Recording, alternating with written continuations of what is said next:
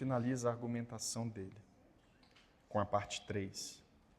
Amém? Todos encontraram? O texto diz assim: Então lhe perguntou o sumo sacerdote: porventura é isto assim? Estevão respondeu: varões, irmãos e pais, ouvi.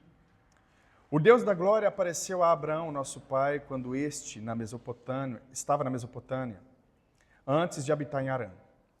E lhe disse: sai da tua terra, da tua parentela, e vem para a terra que eu te mostrarei. Então saiu da terra dos caldeus e foi habitar em Harã. E dali, com a morte de seu pai, Deus o trouxe para esta terra em que vós habitais agora. Nela não lhe deu herança, nem sequer o espaço de um pé, mas prometeu dar-lhe a posse dela, e depois dele a sua descendência, não tendo ele filho, e falou Deus que a sua descendência seria peregrina em terra estrangeira, onde seriam escravizados e maltratados por 400 anos. Disse Deus, julgarei a nação da qual forem escravos, e depois disso sairão daí e me servirão neste lugar. Então lhe deu a aliança da circuncisão, assim nasceu Isaque, e Abraão o circuncidou ao 8º dia. De Isaque procedeu Jacó, e deste os 12 patriarcas. Os patriarcas, invejosos de José, venderam-no para o Egito, mas Deus estava com ele e livrou de todas as suas aflições, concedendo-lhe também graça e sabedoria perante Faraó, rei do Egito, que o constituiu governador daquela nação e de toda a casa real. Sobreveio, porém, fome em todo o Egito, e em Canaã houve grande tribulação, e nossos pais não achavam mantimentos. Mas, tendo ouvido Jacó que no Egito havia trigo, enviou pela primeira vez os nossos pais. Na segunda vez, José se fez reconhecer por seus irmãos, e se tornou conhecido de Faraó a família de José. Então José mandou chamar a Jacó, seu pai, e toda a sua parentela, isto é, 75 pessoas. Jacó desceu ao Egito, e ali morreu ele e também nossos pais. E foram transportados para Siquém e postos no sepulcro que Abraão ali comprara a dinheiro aos filhos de Amor. Como, porém, se aproximasse o tempo da promessa que Deus jurou a Abraão, o povo cresceu e se multiplicou no Egito, até que se levantou ali outro rei, que não conhecia José. Este outro rei tratou com astúcia a nossa raça e torturou os nossos pais, a ponto de forçá-los a enjeitar seus filhos para que não sobrevivessem. Por este tempo, nasceu Moisés, que era formoso aos olhos de Deus. Por 3 meses, ele foi mantido na casa de seu pai. Quando foi exposto, a filha de Faraó recebeu e criou como seu próprio filho. E Moisés foi educado em toda a ciência dos egípcios e era poderoso em palavras e obras. Quando completou 40 anos, veio-lhe a ideia de visitar seus irmãos, os filhos de Israel. Vendo um homem tratado injustamente, tomou-lhe a defesa e vingou o oprimido, matando o egípcio. Ora, Moisés cuidava que seus irmãos entenderiam que Deus os queria salvar por intermédio dele. Eles, porém, não compreenderam. No dia seguinte, aproximou-se de uns que brigavam e procurou reconduzi-los à paz, dizendo: homens, vós sois irmãos, por que vos ofendeis uns aos outros? Mas o que agredia o próximo repeliu, dizendo: quem te constituiu autoridade e juiz sobre nós? Acaso quereis matar-me como fizeste ontem ao egípcio? A estas palavras Moisés fugiu e tornou-se peregrino na terra de Midian, onde lhe nasceram 2 filhos. Até aí, oremos. Pai, nós clamamos ao Senhor e suplicamos, ó Deus, a Tua graça e misericórdia sobre nós nessa manhã. Que o Senhor possa se fazer conhecido, ó Deus. Que o Senhor possa se revelar a nós nessa manhã, instruir o nosso coração. Que o Senhor possa falar poderosamente conosco, ó Deus. Livra-nos de todo empecilho para a compreensão da Tua palavra, mas que com clareza o Teu Espírito possa falar ousadamente aos nossos corações. Ajuda-nos, ó Deus, a compreender a Tua palavra. Ajuda-nos a escrevê-la em nossos corações, porque nós não queremos pecar contra Ti. Ajuda-nos, portanto, em nome de Jesus Cristo. Amém e amém. Podeis assentar, meus irmãos.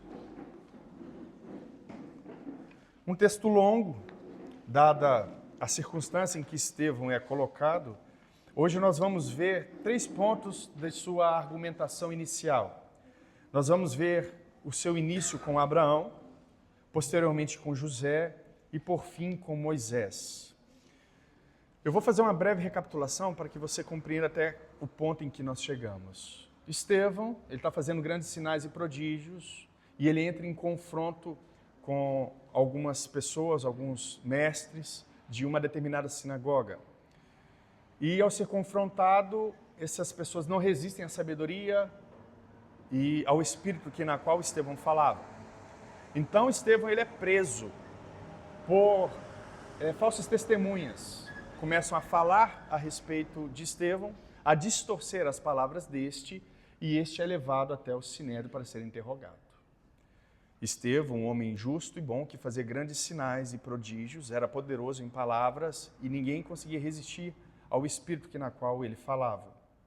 Ao chegar diante do sinédrio, dos sacerdotes, então ele é questionado pelo sumo sacerdote, que pergunta: é verdade isso que eles estão fazendo? Ou seja, as acusações que estão sendo direcionadas contra Moisés e contra o templo, essas acusações que você tem ouvido, Estevão, elas são verdadeiras? E então aqui se dá o início de sua defesa. Estevão então começa a sua argumentação.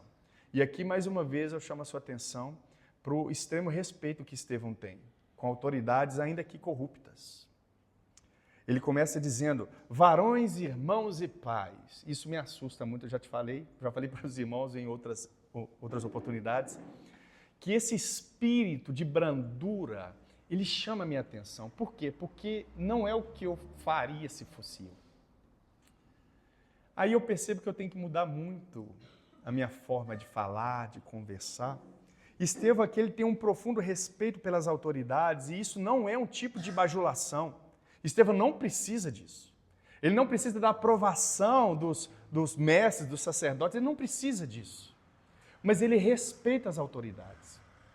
E as Escrituras mandam o povo de Deus respeitar tais autoridades. Eu me lembro de Paulo, por exemplo, em Atos dos Apóstolos, no capítulo de número 23, o texto diz assim: então lhe disse Paulo, Deus há de ferir-te parede branqueada. Tu estás aí sentado para julgar-me, segundo a lei, contra a lei, mandas agredir-me? Os que estavam ao seu lado disseram: estás injuriando o sumo sacerdote de Deus? Respondeu Paulo: não sabia, irmãos, que ele era o sumo sacerdote, porque está escrito: não falarás mal de uma autoridade do seu povo. Olha que fantástico. Ele está sendo julgado injustamente, o sumo sacerdote diz: bata nele. Aí Paulo, ele apanha, e Paulo fala assim: profere essa maldição, Deus te ferirá. E de fato feriu, tá? Ok. A maldição que Paulo profere, a profecia, digamos assim, ela acontece. Deus te ferirá, parede branqueada, seu sepulcro caiado. Por fora você está belo, mas Deus conhece o seu coração. Aí as pessoas olham para Paulo e falam: Paulo, esse é o sumo sacerdote, rapaz. Aí Paulo fala: opa, não sabia. Me desculpe, irmãos. Porque está escrito que não se deve fazer isso com as autoridades, não falarás mal de uma autoridade. Estevão está fazendo a mesma coisa aqui. Com respeito, ele está tratando as autoridades com o devido respeito, mediante a posição que elas se encontram. Então ele começa a sua argumentação dizendo: o Deus da glória apareceu a Abraão, nosso pai, quando este estava na Mesopotâmia, antes de habitar em Harã. Então perceba que a primeira acusação que Estevão tem é de que ele nega o templo, o lugar de adoração. Por isso que Estevão começa com Abraão. Atenção, em Êxodo, no capítulo de número 40, verso número 34, está escrito assim: ó, então a nuvem cobriu a tenda da congregação e a glória do Senhor encheu o tabernáculo. A glória do Senhor encheu o tabernáculo. Estevão começa a sua argumentação dizendo: o Deus da glória apareceu a Abraão. Este é o relato de Moisés a respeito, acerca de Deus habitando no meio dos israelitas na tenda do testemunho e de sua glória enchendo todo o tabernáculo. A glória de Deus é o quê? É a sua expressão visível. É isso que ele está demonstrando aqui. E quando Estevão fala: olha, o Deus da glória apareceu a Abraão, ele está tirando o peso da acusação que ele está sofrendo contra o templo. A ideia de que Deus, a glória de Deus se manifesta somente no templo. E a argumentação de Estevão é: a glória de Deus se revelou a Abraão quando não existia templo. A glória de Deus se revelou a Abraão quando o templo nem existia ainda. Então ele está tirando o peso da falsa acusação que ele está recebendo. Estevão está mostrando aqui uma profunda reverência a Deus e a sua glória divina, e ao tabernáculo e também a Moisés. Ele continua a sua argumentação. Esse Deus da glória apareceu a Abraão e o mandou sair de sua terra, de sua parentela, para uma terra que ele ia lhe mostrar. Então saiu da terra dos caldeus e foi habitar em Harã. E dali, com a morte de seu pai, Deus trouxe para esta terra em que vos trouxe para essa terra em que vós estáis agora e que nela habitais. Nela não lhe deu herança, nem sequer um espaço de um pé, mas prometeu dar-lhe a posse dela e depois dele a sua descendência, não tendo ele filho. E falou Deus, a sua descendência seria peregrina em terra estrangeira, onde seriam escravizados e maltratados por 400 anos. Eu, disse Deus, julgarei a nação a qual forem escravos, e depois disso sairão dali e me servirão nesse lugar. O que Deus faz? Deus então julga a nação do Egito, lhe enviando pragas, que são as 10 pragas conhecidas. Deus pune os opressores de seu povo, cumprindo assim a sua promessa. Estevão continua na sua argumentação. Então lhe deu a aliança da circuncisão. Assim nasceu Isaque, e Abraão circuncidou ao 8º dia. De Isaque procedeu Jacó, e deste os 12 patriarcas. Perceba que nós temos a aliança sendo feita aqui. Deus aparece aos pais dos crentes e os faz uma aliança que fora selada com o sangue da circuncisão. Estevão, ele introduz a aliança que antecede a lei e o templo. Dessa forma, ele se desembaraça da acusação de que ele blasfema contra a lei e contra Moisés. Deus, então, lhes dá a circuncisão. A circuncisão é o sinal da aliança que Deus fez com Abraão e de seus descendentes. Deus requer o quê? Consagração completa de seus descendentes. Todo homem teria que ser circuncidado, mostrando assim uma reverência, uma honra ao Deus que os resgataria, levando este povo à fé obediente. E nós temos um terceiro aspecto, aliança, circuncisão e agora culto. Observe que Abraão e seus descendentes devem servir a Deus, independentemente de ter um templo ou não. O culto a Deus, ele é realizado em todos os lugares, em todos ou quaisquer ambientes. Não necessariamente se necessita de um templo, de um espaço físico. A acusação de que Estevão blasfemara contra Deus, ela se torna então sem sentido. Porque a argumentação é, se de fato nós precisamos de um templo para adorar a Deus, o que Abraão fazia? Eu estou falando que não necessita mais do templo aqui, por causa de Jesus. Ele está sendo acusado disso, ok? Foi o que nós pregamos na semana passada. Se isso de fato é uma blasfêmia contra o templo e contra Moisés, o que nós vamos fazer com Abraão? Vamos condenar Abraão? Vamos condenar os descendentes que serviram a Deus sem templo? É isso que nós vamos fazer? A argumentação de Estevão é fantástica, que destrói completamente essas acusações. Destrói completamente. Agora, meu irmão, primeiro ponto. Nós precisamos respeitar as autoridades. De fato. Todas elas foram instituídas por Deus e necessitam de respeito. Agora, isso não quer dizer que nós devemos acatar absolutamente todas as coisas que elas impõem, que elas ensinam. Estevão não está concordando aqui com o sacerdócio corrupto, com os falsos mestres, enfim, mas ele os respeita por causa da posição na qual eles se encontram. Por quê? Por que deve haver esse respeito? Porque foi Deus que os colocou ali. João, mas é corrupto. Não tem problema, foi Deus que os colocou ali. João, Lula, devo respeitar o Lula? Deve. Devo respeitar o Alcolumbre? Deve. Devo respeitar o prefeito da cidade? Deve. Devo respeitar os líderes religiosos dessa cidade, ainda que corruptos? Deve. Toda autoridade foi constituída por Deus. E a honra que nós devemos dá-lo, o respeito que devemos dá-los, devem ser dados por causa de Deus, por amor a Deus. Respeito, o mínimo. Nós precisamos aprender isso. Muitas vezes na internet, nas nossas manifestações de opinião, nós acabamos desrespeitando tais autoridades. E nós não podemos fazer isso. Nem de maneira pública, nem de maneira particular, porque existem pequenos grupos que começam um processo de difamação, de desrespeito. Nós devemos ter atenção para isso também. Muita atenção para isso. Isso não deve acontecer num ciclo geral, público, nem de maneira particular. O respeito ele deve acontecer em todo o ambiente. Amém, meus irmãos? Segundo lugar, isso não quer dizer que nós devemos aceitar qualquer coisa. Não quer dizer. Estevão estava ensinando uma mudança na adoração judaica, direcionando assim o sacrifício de Jesus como sendo o único aceito por Deus para perdão dos pecados. Ele não concorda com os sacerdotes. Está tendo um embate ali, um confronto teológico aqui. Muitas igrejas, elas acreditam que o seu jeito de observar a lei e o culto é que é o correto. Isso tipicamente vem de seitas. Sabe? Muitas seitas dizem, não, essa igreja aqui é a que salva. O argumento judaico aqui é exatamente esse. Olha, se não vier ao templo, não tem. Se não oferecer o boizinho aqui no templo de Jerusalém, não tem jeito. O que Estevão está fazendo? Falando o contrário. Exatamente o contrário. O sacrifício já foi feito de uma vez por todas, Jesus Cristo. Muitas igrejas chamam para si ou tomam para si esse status de salvador.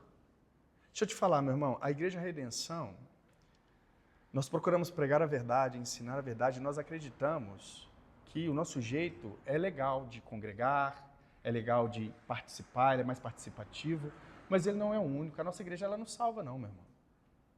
Existem outras igrejas aqui na cidade que têm fidelidade também. A Igreja Redenção ela não é a única na qual Deus opera, na qual Deus fala. Outras igrejas também têm esse papel. Nós, de maneira nenhuma, assumiremos esse status, como a seita sugere. As seitas dizem, olha, só a salvação aqui. Adventismo. Para eles, nós temos a marca da besta na testa, porque nós guardamos o domingo. Eles falam, se vocês não guardar o sábado, vocês vão tudo para o inferno, está todo mundo condenado. Só eles salvam.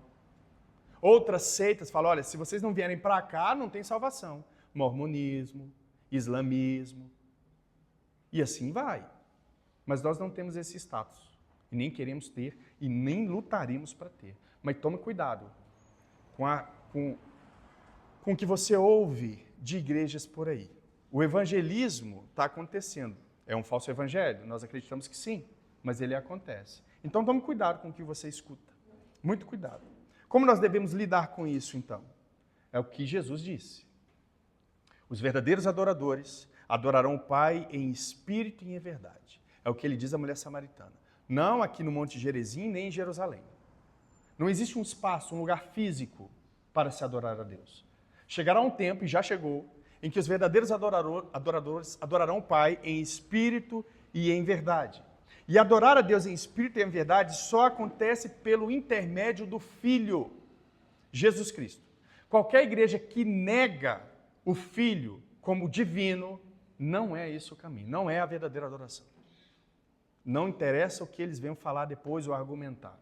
Se não passa pelo Filho, não tem adoração em espírito e adoração verdadeira. Se passa por algum santo, se tem um intermediador além de Jesus Cristo, já está errado. Fuja, é uma seita. Se tem um santo, se Maria, Pedro, José, seja lá quem for, sua mãe, o santo que eles colocaram agora para você, se coloca como intermediador, está errado. Não tem. O véu foi rasgado. O sacrifício de Jesus foi aceito. Não tem como você adorar a Deus em espírito e em verdade se você não tiver Jesus Cristo como seu intermediador. Isso é impossível de se acontecer. Estevão continua essa argumentação. Os patriarcas invejosos de José venderam-no para o Egito, mas Deus esteve com ele e livrou de todas as suas aflições, concedendo-lhe também graça e sabedoria perante Faraó, rei do Egito, que o constituiu governador daquela nação e de toda a casa real. O paralelo da venda de José aqui com a venda de Jesus é fantástico e óbvio. Os irmãos de José venderam ele para o Egito. Judas vendeu Jesus para os romanos. É óbvio. Os patriarcas fizeram isso. Estevão, ele evita detalhes desse caso aqui, mas ele ressalta os aspectos positivos, ou seja, Estevão diz, e Deus os livrou de todas as suas aflições. Livrou quem? José. Deus cuidou de José quando este estava sozinho em terra estrangeira. Deus o livrou da tentação quando este fora tentado a se relacionar sexualmente com a esposa de Potifar. Deus esteve com José quando este fora preso injustamente. Deus fez com que ele ganhasse favor junto ao faraó, dando-lhe sabedoria para interpretar sonhos. Deus está no controle do governo do país do Egito. Deus está no controle de todas as coisas. Não há como fugir do controle soberano de Deus. E Estevão destaca isso, obviamente fazendo um paralelo com a pessoa de Jesus Cristo, e nós vamos ver isso de maneira mais nítida, principalmente em Moisés. Verso de número 11, sobreveio, porém, fome em todo o Egito, e em Canaã houve grande tribulação. Os nossos pais não achavam mantimento, mas tendo ouvido Jacó, que no Egito havia trigo, enviou pela primeira vez os nossos pais. O plano de Deus era enviar José para o Egito, para que este viesse a salvar a sua família, seu pai, sua mãe, seus irmãos. Por isso Deus lhe dava sonhos proféticos. Quando ele começa a relatar esses sonhos a seus irmãos, que já tinham grande inveja dele, esses se enfurecem ainda mais por causa desses sonhos proféticos, mas Deus não os deixa de realizar. Os irmãos de José, usados pelo capeta, tentam matá-lo, ele é vendido, ele é menosprezado no Egito como um escravo, mas Deus o honra mesmo nessas situações. No verso de número 13, na segunda vez José se fez reconhecer por seus irmãos e se tornou conhecida de Faraó a família de José. Então José mandou chamar a Jacó, seu pai, toda a sua parentela, isto é, 75 pessoas. José desceu ao Egito e ali morreu ele e também nossos pais. E foram transportados para Siquém e postos no sepulcro que Abraão ali havia comprado a dinheiro dos filhos de Amor. Aos 17 anos de idade, José foi vendido como escravo, levado para o Egito, tentado por uma mulher sedutora, feito prisioneiro e abandonado. Porém, Deus estava com ele. E o fato dele saber disso era o suficiente para que ele fugisse da tentação, fosse cheio de sabedoria divina para aconselhar o faraó, fosse forte na fé em meio à idolatria pagã e perdoasse aos seus irmãos. Olha que história fantástica é essa de José. Muitos caem no erro de achar que Deus os abandonou quando esses se encontram em dificuldades na vida. Muitos acham que Deus não está com eles quando são traídos. Muitos acham que Deus não está com eles quando eles são escravizados, quando eles sofrem injustiça de qualquer grau. Muitos acham que Deus abandona. Mas a história de José mostra completamente o contrário. Que mesmo diante das injustiças, Deus estava presente. Mesmo diante da terrível manifestação dos seus irmãos, querendo matá-lo, por fim o vendem, mesmo diante disso, Deus estava lá, com José. E o incrível é que José não se amargura a ponto de abandonar a Deus. Não se amargura a ponto de negar o perdão e a graça. Não se amargura a ponto de não ajudar ninguém. Muito pelo contrário. Ele se torna um bom negociante. Ele toma conta da casa de seu senhor. Prospera aquela casa. Quando ele é preso, o incrível que se parece, ele se torna o dono, quase que o dono do presídio. Ele começa a organizar o negócio. Ele vive uma vida feliz ao lado de seu senhor. Por quê? Porque Deus era com ele e ele era com Deus. Quando ele sofre injustiça mais uma vez, ele é preso mais uma vez, e ele começa a decifrar sonhos do copeiro e do padeiro. Como se não bastasse, Deus o coloca numa posição de interpretar os sonhos de Faraó. E esse ganha notoriedade. Por quê? Porque Deus era com ele e ele era com Deus. Ao ganhar notoriedade, ele ganha o governo do Egito. E ele salva os seus pais e irmãos. E Deus cumpre a sua promessa, os seus pais e os seus irmãos se dobrarão diante de você. As estrelas, o sol e a lua se dobrarão diante de você. Os feixes de trigo se dobrarão diante de você. E de fato isso aconteceu. O que eu quero dizer com isso, meu irmão? É que você tem que ter fé diante das injustiças. Você não pode calambear, você não pode fraquejar, meu irmão. Diante das injustiças e desprezos que os outros falam, inclusive seus familiares, você não pode perder fé e esperança. O perdão tem que bater na porta. A oportunidade da segunda chance deve acontecer. Você tem que perdoar os seus irmãos, seu pai, sua mãe. Nossa, mas eles pecaram, eles tentaram me matar. Pois é, os irmãos de José também. Os irmãos de José tentaram matá-lo e ele os perdoou. Nós devemos perdoar também. Por quê? Alguém quer matar a gente? Não, porque nós matamos Jesus. O meu pecado e o seu pecado levou Jesus à cruz. Nós recebemos a graça e misericórdia, e José é um tipo maravilhoso de Cristo, exatamente por isso. Embora os irmãos de José tenham tentado matar sem eficácia, nós matamos o Cristo, o Cordeiro de Deus, crucificando no madeiro. E Deus nos perdoa graciosamente. Nós não temos a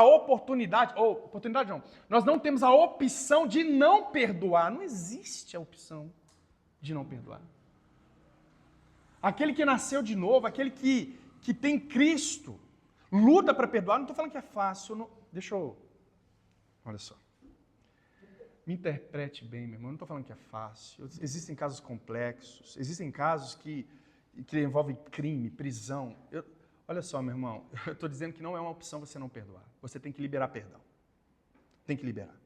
Ainda que o outro não se arrependa, mas não tem problema, você tem que liberar. A mágoa não pode ser gerada e mantida no seu coração, você tem que perdoar. Não existe a opção.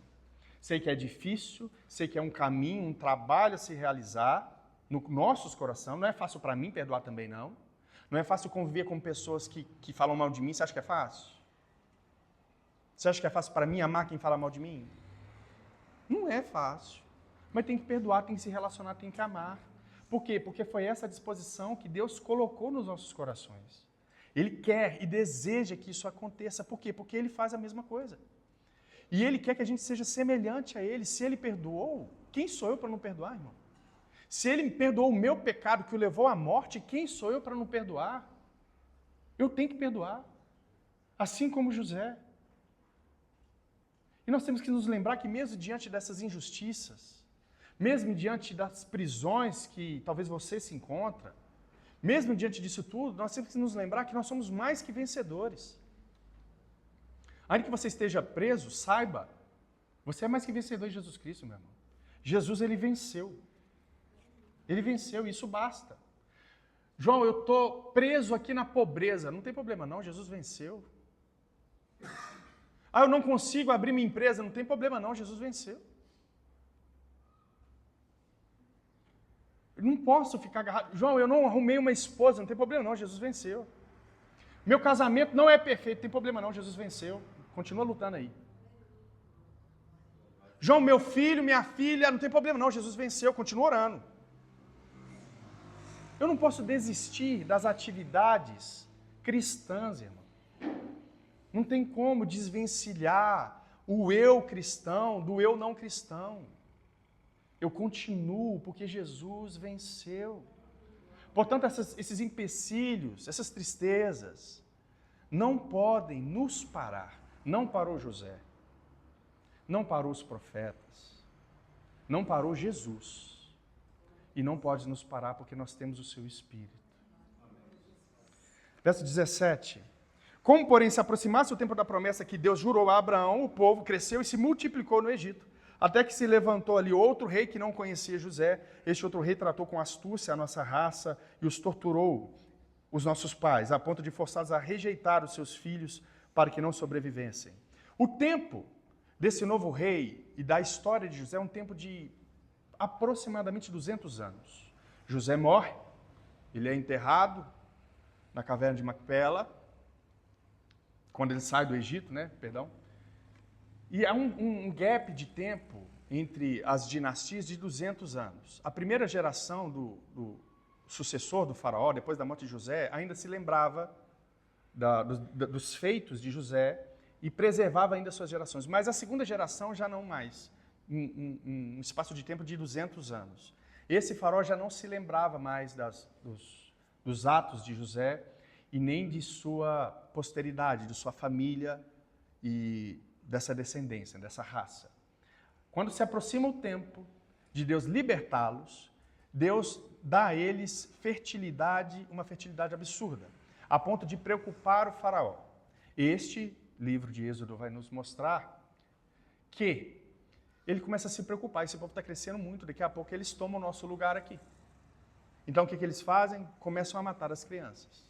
Existe um paralelo interessante aqui com esse mandamento de Faraó em matar as crianças, todas as crianças do sexo masculino, com o evento que aconteceu com Jesus, quando o governante também manda matar todas as crianças com medo de uma sucessão de Jesus como rei. O paralelo também é impressionante. Isso acontece. Então, ele começa a infligir não só trabalhos forçados. Os hebreus, eles constroem a cidade de Ramsés, eles constroem outras cidades de maneira escrava.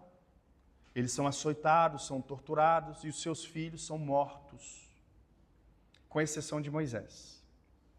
Por esse tempo, verso 20, nasceu Moisés, que era formoso aos olhos de Deus.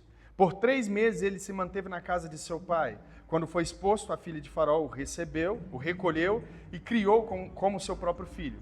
E este Moisés foi educado em toda a ciência dos egípcios e era poderoso em palavras e obras.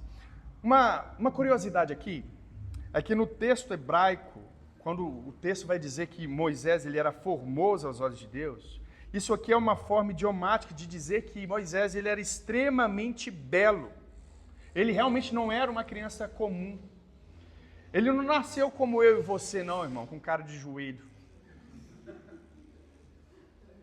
A beleza de Moisés era uma beleza exuberante, acima do normal, realmente. Ele tinha essa figura, talvez ele tenha nascido com essa beleza extrema, para que, diante da beleza, o carinho de uma mãe e de um pai, em salvá-lo.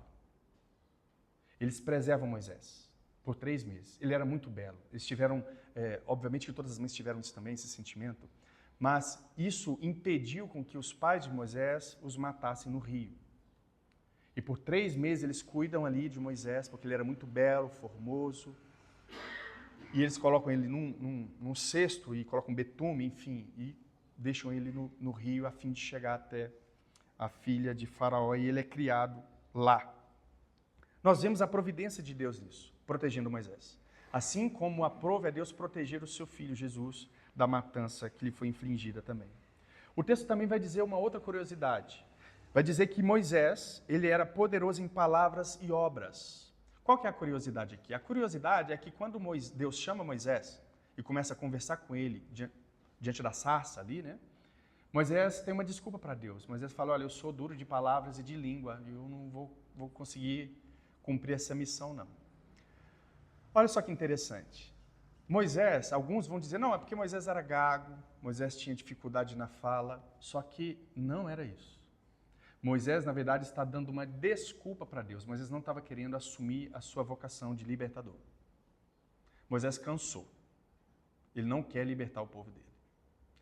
Só que o texto que nós acabamos de ler vai dizer que ele era poderoso em palavras e obras. Ele fora educado. A oratória dele era maravilhosa. Ele convencia. Suas obras eram poderosas. Ele tinha completo exemplo. Ele era um líder, porque ele foi treinado para ser sucessor. Ele foi treinado como se ele fosse um sucessor de Faraó. Portanto, Moisés não era qualquer pessoa. Moisés ele fora treinado para isso. Vamos quero chamar sua atenção aqui. O primeiro ponto é porque você ainda tem fugido, meu irmão, do chamado de Deus para a sua vida. Por que você ainda dá desculpas a Deus para não cumprir a missão na qual Ele já te falou que você tem que fazer? Por quê? Às vezes a gente fica dando desculpas e desculpas. A gente acredita que não é com a gente, que Deus não está falando com a gente. Assim como Moisés deu desculpa, não, minha língua é pesada, não, eu não sou a pessoa certa. A resposta de Deus para Moisés, neste caso, foi: você sabe quem fez a boca, Moisés? Foi eu. Você sabe quem dá inteligência, Moisés? Você sabe quem faz as coisas acontecerem, Moisés? Sou eu. Sou eu que faço você ser grande em obras, poderoso em obras, sou eu que te dou sabedoria, sou eu que faço a sua boca abrir, sou eu que falo através de você, sou eu que faço tudo. Meu irmão, pare de fugir da voz de Deus, pare de dar desculpas. Deus sabe que você está dando desculpa. E Ele vai te cobrar isso depois. Não adianta você pegar o seu talento e enterrar ele, não. Você será cobrado depois. Mãos à obra, meu irmão. Deus o capacitou para uma missão. E ele teve que ir lá e cumprir a missão. Você foi capacitado por Deus para uma missão. Vá e cumpra a sua missão. Se arrependa de estar se desviando da voz de Deus o tempo inteiro. Ah, não, eu não tenho tempo. Ah, o meu trabalho. Ai, eu não tenho dinheiro. Ai, eu não... Meu irmão, para de dar desculpa. Para de dar desculpa. Porque senão a ira de Deus vai se acender e vai te matar. Deus quis matar Moisés muitas vezes. O texto vai dizer que a ira de Deus se acendeu contra Moisés. Uma vez a própria esposa de Moisés teve que intervir para que Deus não matasse Moisés. Você está ouvindo a sua esposa falando com você o tempo inteiro e você não toma atitude, não toma firmeza. Muda, meu irmão. Deus também usa a sua esposa, tá? Não é tudo que ela fala que é errado, não. Sim, 90%.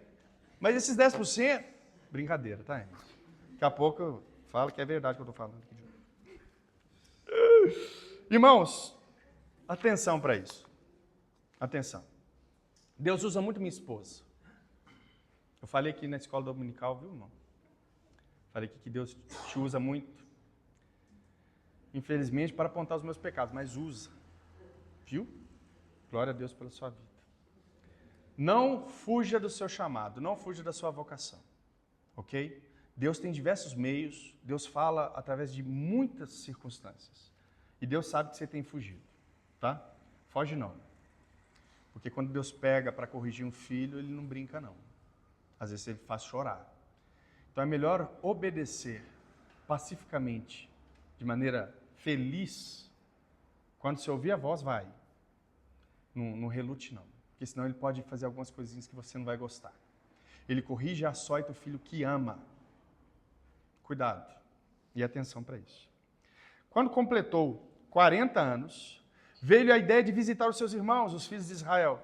Vendo um homem tratado injustamente, tomou-lhe a defesa e vingou o oprimido, matando o egípcio. Ora, Moisés cuidava que seus irmãos entenderiam que Deus os queria salvar por intermédio dele. Eles, porém, não compreenderam. Olha que trecho interessante. Aí a gente começa a ligar os pontos e entender melhor por que Moisés falou: olha, Senhor, eu sou pesado de língua, minha boca é pesada, eu acho que eu não sou bom para isso não. Olha o que Moisés faz aqui. A vida de Moisés ela é dividida em 3 partes de 40 anos. A primeira parte de 40 anos ele aprende no Egito, no palácio de Faraó. Na segunda parte dos 40 anos ele está apacentando ovelhas de seu sogro. E na terceira parte de 40 anos ele está liderando os hebreus no deserto. Olha o que Deus faz quando ele completa 40 anos. Deus coloca no coração de Moisés a ideia de visitar os seus irmãos. Ele não rompe a sua genética, ele não rompe com a sua raça. Ele se considera um hebreu, embora tenha vivido durante 40 anos como egípcio, aprendendo sua cultura e etc., sendo ensinado ali. Deus inclina o seu coração a visitar os seus irmãos. Moisés, ele não só afirmava ser descendente de Abraão, mas como também alguém que tem a fé no Deus de Abraão. Quando ele começa então a ver a situação de seus irmãos, o trabalho escravo, a opressão que seus irmãos estão sofrendo, em um caso específico, ele intervém. Ele vê um egípcio batendo maldosamente em um de seus irmãos. E ali, a tentar conduzir aquela situação, ele acaba matando o egípcio. E ele então o enterra. Moisés, ele arriscou quebrar aqui os laços familiares com os egípcios, em favor da identificação com os hebreus. Ele resolveu matar um egípcio em favor de um hebreu. Ele colocou a sua cidadania egípcia, por assim dizer, à prova. Embora o acontecimento tenha provado que ele se desqualificou para a liderança de Israel, e isso não o manteve assim por muito tempo. Por que então que Moisés está falando com Deus, olha, eu não sou a melhor pessoa para liderar esse povo? Não, você sabe por quê, meu irmão? Agora liga os pontos. Porque eu tentei fazer isso uma vez e não deu muito certo. Eu matei alguém. Deixa eu falar um negócio com você aqui, meu irmão. Você que desistiu do ministério porque alguma coisa deu errada. Você fez alguma coisa errada. Você tentou fazer o bem, a intenção do coração estava certa, mas deu tudo errado. Desiste não. Deus perdoa pecados. Continue. Não desista. O nosso Deus é o Deus das segundas chances. O nosso Deus é o Deus da segunda oportunidade. Você errou? Errei. A minha boca é pesada, eu não consegui, Deus. Depois disso, o que acontece? Ele volta no dia seguinte lá, e ele vê dois irmãos. Agora já não é mais um egípcio e um hebreu. Ele estava no meio dos dois, ele rompe ali com os egípcios. Agora ele vê os dois irmãos, ele diz, meus irmãos, por que vocês estão contendendo contra si mesmos? Vocês são irmãos. Aí o que estava afligindo o outro disse, quem é você? Quem é você para ser juiz entre nós? Você vai me matar também, como você fez ontem com o egípcio? Aí a ficha dele cai. A fama de que ele havia matado o egípcio já tinha corrido todo o Egito. Mais uma vez ele se culpa por ter uma língua pesada, a boca pesada. Eu não sou essa pessoa. Eu matei um egípcio e agora os meus irmãos, eles não me ouvem. Olha o que o texto vai dizer, irmãos.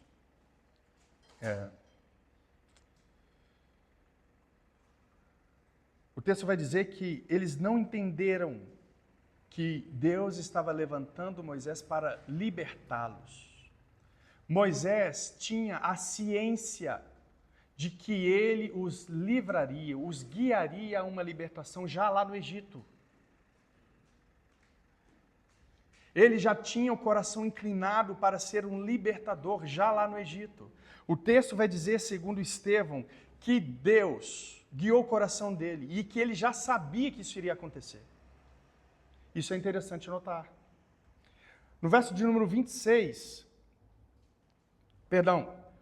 o texto vai dizer que eu faço referência, o texto é, ora, Moisés cuidava que seus irmãos entenderiam que Deus os queria salvar por intermédio dele. Moisés já sabia disso. Moisés não ficou sabendo que ele seria o libertador aos 80 anos de idade, ao lidar face a face com Deus numa sarça ardente. Não. Isso já estava posto em seu coração lá no Egito. Mas eles, porém, não compreenderam Moisés. Verso de número 26. No dia seguinte, aproximou-se de uns que brigavam e procurou reconduzi-los à paz, dizendo, homens, vós sois irmãos. Por que vos ofendeis uns aos outros? Mas o que agredia o próximo o repeliu, dizendo, quem te constituiu autoridade e juiz sobre nós? Agora, acaso queres matar-me como fizeste ontem ao egípcio? A estas palavras fugiu, tornando-se peregrino em terra de Midian, na terra de Midian, onde lhe nasceram 2 filhos. Agora, atenção para isso aqui. Porque mesmo diante dessa repulsa dos hebreus com a sua pessoa, mesmo assim, Moisés ele não corta os laços com o seu povo. A prova disso é que lhe nasceram 2 filhos. E os nomes dos seus filhos nos dão esses detalhes. O primeiro, Gerson, significa um estrangeiro ali. Eu sou um estrangeiro ali. E o segundo filho, ele deu o nome de Eliezer, que significa meu Deus é o meu ajudador. Mesmo diante de toda a repulsa, Deus ainda estava com ele e a missão ainda teria que ser cumprida. Mesmo diante das injustiças, mesmo diante de suas falhas, ele seria o libertador de Israel, dos hebreus. Mesmo assim. Agora perceba como que Jesus é a figura, melhor dizendo, Moisés é a figura tipificada do Cristo. Olha que interessante, irmãos. Isso me fascina muito. Moisés se levanta para libertar o seu povo, e o que o seu povo faz? O rejeita. Deus se encarna e se apresenta ao seu povo, e o que o seu povo faz? O rejeita. Os paralelos que Estevão está fazendo aqui em sua defesa é maravilhoso. Citando os pais, citando Abraão, citando José, citando Moisés. O paralelo é perfeito. E é interessantíssimo isso. Assim como Moisés sofreu em rejeição, o Cristo também sofreu. Só que mesmo assim, Moisés ele é enviado de novo. Sabe o que Jesus é, meu irmão? Jesus é enviado de novo, através dos seus discípulos. Chegará um momento em que Deus derramará as suas pragas. Lê Apocalipse. Da mesma forma como Deus fez no Egito com as pragas, Deus fará mais uma vez na grande tribulação. Leia lá. Vai acontecer de novo. O que Estevão está propondo aqui para os seus acusadores é, da mesma forma que vocês rejeitaram os pais, rejeitaram José, rejeitaram Moisés, vocês que são descendentes deles, vocês estão rejeitando Jesus Cristo. A argumentação é clara para eles. É clara. Vou finalizar. Meu irmão, não endureça o seu coração para Jesus Cristo, meu irmão. Jesus Cristo tem sido enviado constantemente na sua vida. Você que, por acaso, tirou Jesus do centro da sua vida e levantou ali um ídolo, saiba que Jesus está batendo na porta. Abre essa porta. Deixa eu entrar. E o símbolo, eu cearei com ele e ele comigo. Está lá, a igreja de Laodiceia. Meu irmão, coloque Jesus para dentro da sua vida. Não seja como os descendentes dessa geração corrupta de sacerdotes, de líderes religiosos. Mas receba Jesus. Não queira ver as suas pragas, meu irmão. Não queira ver o seu juízo.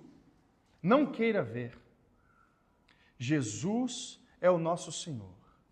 E nós o defenderemos, assim como Estevão está fazendo uma bela de uma defesa, argumentando sinceramente, mostrando aos sacerdotes e mostrando aos principais líderes do povo que Jesus é o Messias de Deus e que não há mentira nos seus lábios, que não há distorção em seus argumentos. O nosso Deus há de prevalecer no final. Fique de pé.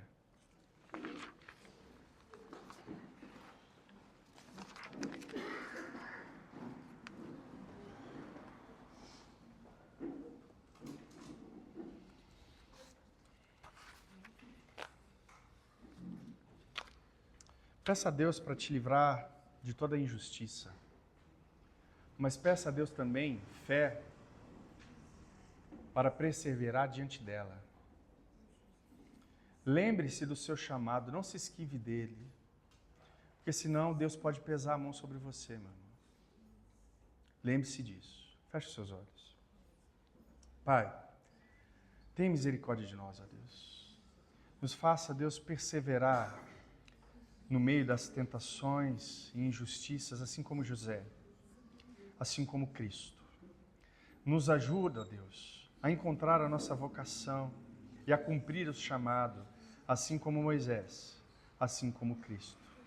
Nos ajude, ó Deus amado, a ter uma fé verdadeira, assim como Abraão, assim como Cristo, o autor e consumador da nossa fé.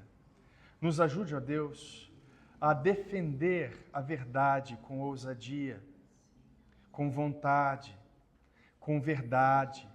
Nos ajude, ó Deus, a encarar os nossos opositores com respeito, mas com a verdade também.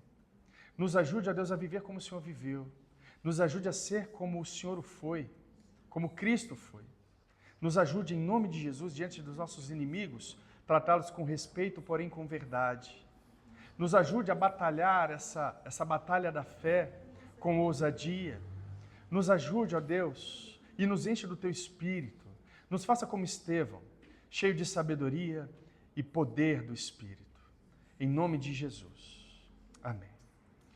Meus irmãos, nós não temos avisos a não ser a respeito dos pequenos grupos. Faça parte de um pequeno grupo, você que ainda não faz parte, e lute para ser perseverante nisso. Lute para aprender. Nós temos muitos testemunhos de crescimento, de edificação. Portanto, se esforce para estar presente em um pequeno grupo. Procure, você que ainda não faz parte, procure um de nossos irmãos que ele vai te direcionar a algum pequeno grupo aqui na igreja. Amém? Oremos encerrando. Pai, nós somos gratos ao Senhor pela Tua palavra. Nos ajude, nos encoraje, ó Deus, a ser melhores, homens e mulheres melhores, discípulos melhores, testemunhas melhores, em nome de Jesus Cristo. E que o Senhor possa ser conosco, continue nos edificando, nos salvando de nós mesmos diariamente, em nome de Jesus. Que a graça de nosso Senhor Jesus Cristo, que o amor de Deus, o nosso Pai, as doces consolações do Espírito sejam com todos nós, em nome de Jesus. Amém. Vão em paz, que Deus os abençoe em nome de Jesus.